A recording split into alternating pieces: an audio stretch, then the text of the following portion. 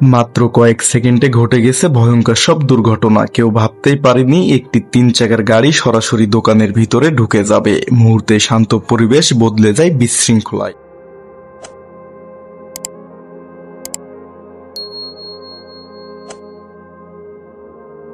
শিল্প এলাকায় কাজ চলছিল স্বাভাবিকভাবে, কিন্তু হঠাৎই একটি ছোট ভুলে ফটলিফট নিয়ন্ত্রণ হারিয়ে লোড উল্টে যায়।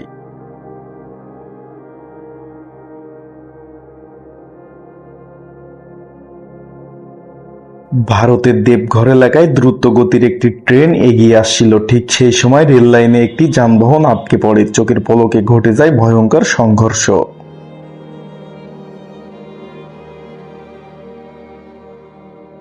একটি সাধারণ রাস্তার দৃশ্য, হঠাৎই একটি যানবাহন নিয়ন্ত্রণ হারিয়ে দুর্ঘটনার শিকার হয়।